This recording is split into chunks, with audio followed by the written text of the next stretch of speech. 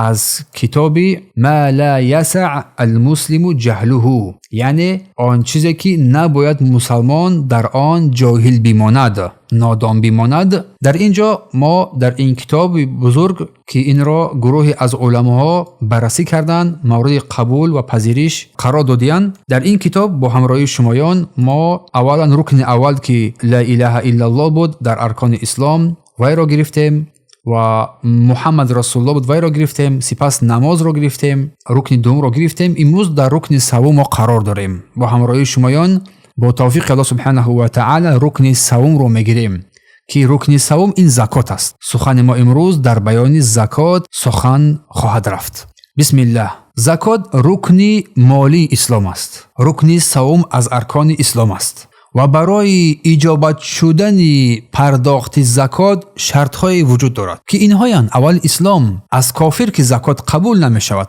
اگرچه بپردازد. دوم آزادی، از برده، از غلام زکات نیست بر او. سوم مالکیت پوره داشتن، این که مال به صاحبش تعیین شده باشد، یعنی مالکیت خود باشد و این مال در دست او قرار داشته باشد.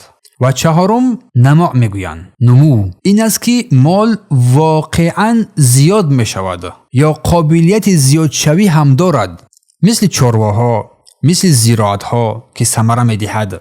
چاروا که تولید می کند و زراعتها که ثمره می دهد و تجارت که بر کثرت می شود و پول مالهایی که قابل افزایش دارد. از این پرداخت مال کرده می شود، زکات مال داده می شود. پنجم مالهایی که زیاده از احتیاجات زکات دهنده باشند، مالی که زیاده از احتیاجات زکات دهنده باشد. یعنی چخیل؟ این است که مال زیاده از احتیاج مزکی که برای طعام و شراب و لباس و منزل برای خانواده اش، زن و فرزند و همچنین خویشاوندانی که نفقه آنها بر عهده او واجب است، بجز این مال زیادتی که هست از آن پرداخت مال کرده می شود. و ششم نصاب، از مقدار معین مال زکات مال پرداخت کرده می شود و شرط است که مال به مقدار معین برای اجرای پرداخت زکات تعیین شده باشد، یعنی که به نصاب رسیده باشد. و هفتم حول میگویند، از برای پرداخت زکات مال حول هم لازم است. حول چی است؟ معنیش این است که 1 سال هجری مال را در دست داشته باشد، 1 سال هجری آن مال در دستش باشد و این برای بعضی از مال هاست که بزودی ذکر خواهیم کرد. و هشتم الصوم میگویند، این چرانیدن چارواها را در نظر دارد. چرانیدن چارواها بدون غذای صنعی، به یگان خرج علاوگی، مانند خریدن طعام از برای حیوانها یا که از برای نگاهبین مخصوص آنها. و این عمل تنها برای چاروای انعام میگویند. چاروای انعام در نظر دارد گاو، گوسپند، بوز و شتر خاص است. برای همین آن چاروایانی که از آنها زکات مال پرداخت کرده می شود می‌فرمایند که این خصوصیت را داشته باشد، یعنی بدون زحمت انسان باشد. بعضی از علما گفتند که اگر چاروا در اکثر روزهای سال به آن تنها غذا داده شود، خریده داده شود بدون اینکه خود بچرد، از آن گفتن زکات واجب نیست. فقیهان این گونه گفتند. پس نوعهای مالهایی که در آنها زکات درست است، یعنی چه قسمتی از مالها از آنها زکات مال پرداخت کرده می شود. اولا دو نقد این طلا و نقره را در بر میگیرد که به پولهای امروزه نیز به نظر گرفته می شود و نصاب طلا 85 گرم است. یعنی مال انسان چی از طلا باشد، چی از نقره باشد، چی از پول باشد،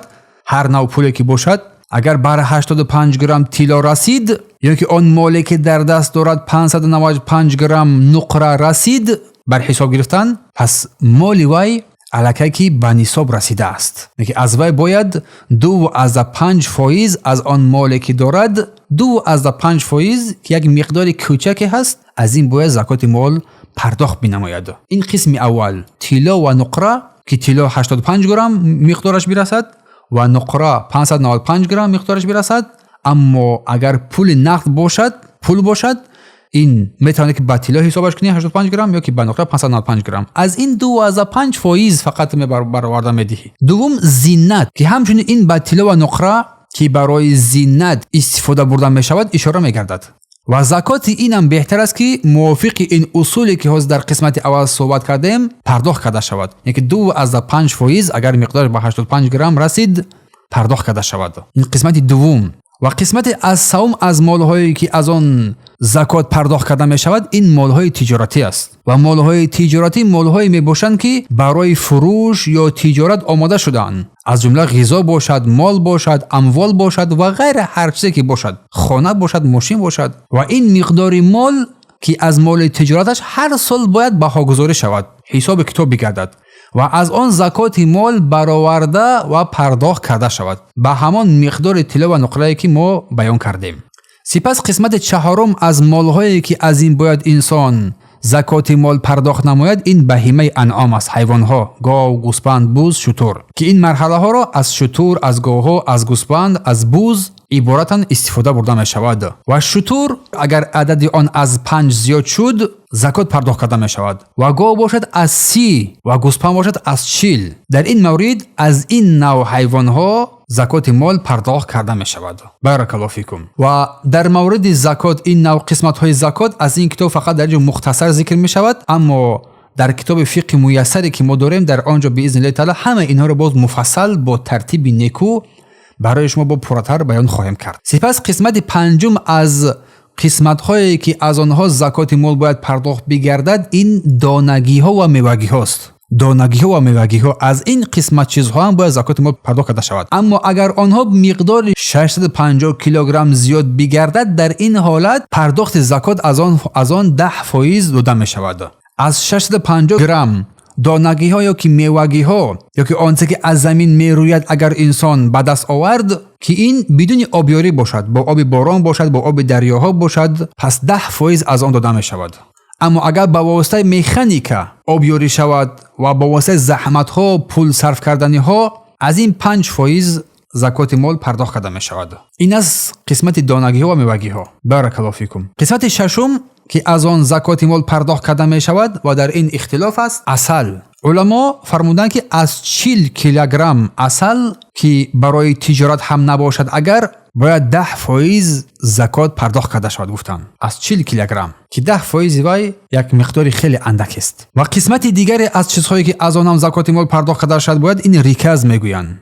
ریکز این خزینه هایی که در زمان های جاهلیت دفن شده هستند، از جمله مرجان های قدیمی یا پول هایی که قدیم هستند، از طلا و نقره که در زمان جاهلیت در زمین گرانده شده هستند، از این از 5% پرداخت کرده می شود زکات مال. از 5% آن یعنی که 20% آن پرداخت زکات کرده می شود. قسمت دیگر یا که قسمت هشتم از چیزهایی که از آن باید زکات مال پرداخت کرده شود اینو معدن ها هستند.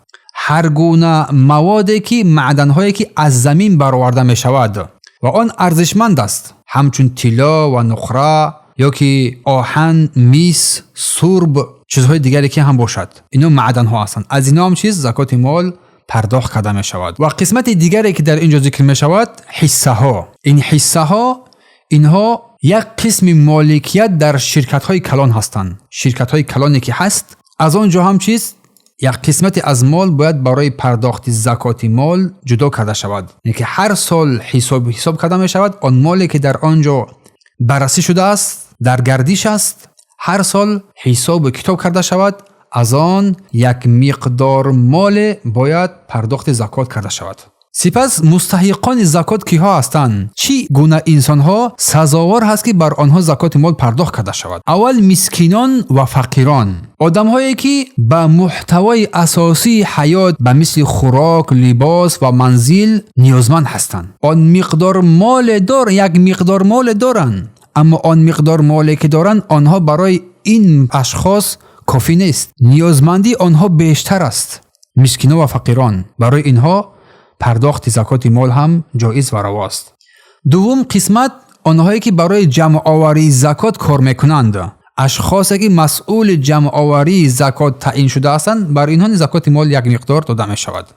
سوم آنهایی که دل آنها به اسلام راهنمایی شده است، مثلا مسلمانانی که کسانی که تازه مسلمان هستند، اسلام را پذیرفتند، برای دلگرمی آنها بر آنها زکات مال پرداخت کرده می شود. یا هر نفری که احتمال بودن داخل شدن به اسلام را دارد، کس به خاطر دلش رو به اسلام بازگرم کردن برای چیز تو زکات مال پرداخت میکنه.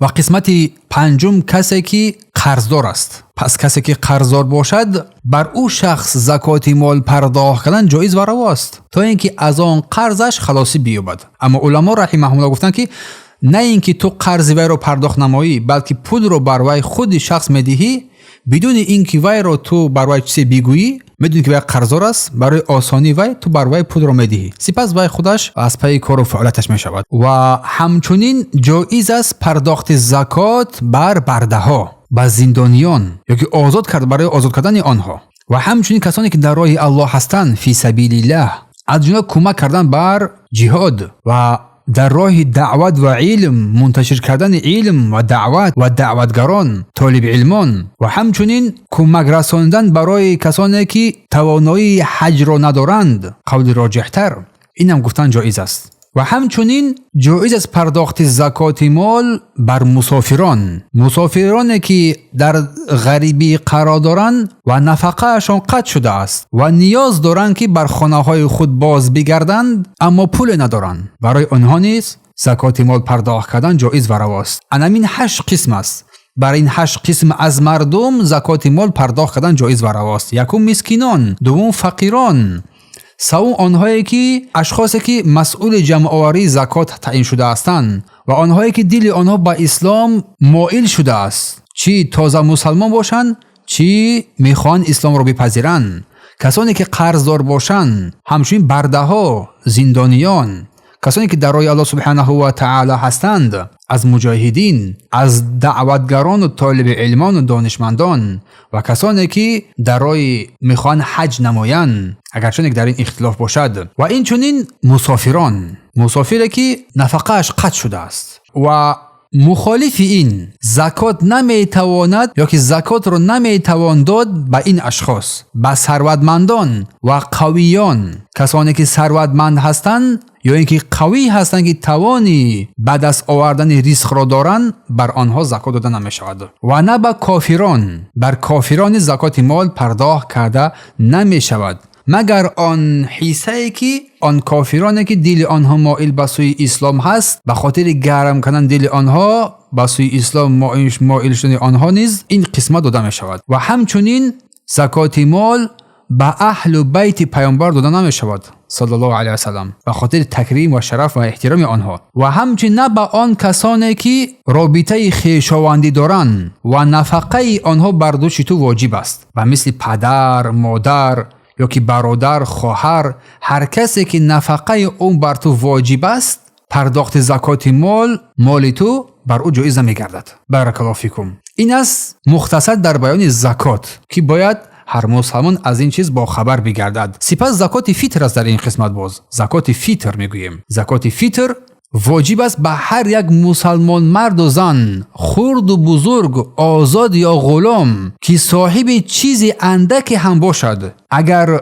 علما فرمایند که نیازی همان روزه خود را برطرف کرده تواند، پس برآورده زکات فیتر میدهد. بارک الله فیکم. این را زکات فیتر میگویند. و دادن این زکات فیتر در روز عید، پیش از نماز عید، برآوردن آن مقدار معینی که 1 صاع است، برابر 2 کیلو و چند صد گرم است، تقریبا 2.5 کیلو، 2 کیلو و 200 زیادتر این مقدار است، باید از هر کسی که ذکر کرده شد برآورده داده شود. حتی علما میفرمایند رحمهم الله تعالی اگر انسان در شکمش جنین داشته باشد باید از آن برآورده بدهد. و زکات فیتر را سردار خانه میدهد، شوهر، پدر، آنها باید بدهند زکات فیتر را از خانواده خود. بارک الله فیکم. اما اگر که جدا باشند، دیگر جدا زندگی نمایند، در این حالت حتما هر کس از خودش زکات فیتر را باید پرداخت نماید. بارک الله فیکم. این است مسئله زکات مختصرا در این بیان. در اینجا ما درس رو به اتمام میرسونیم. از این کتاب همچنین سبحانك اللهم و بحمدک اشهد ان لا اله الا انت استغفرک و اتوب الیک.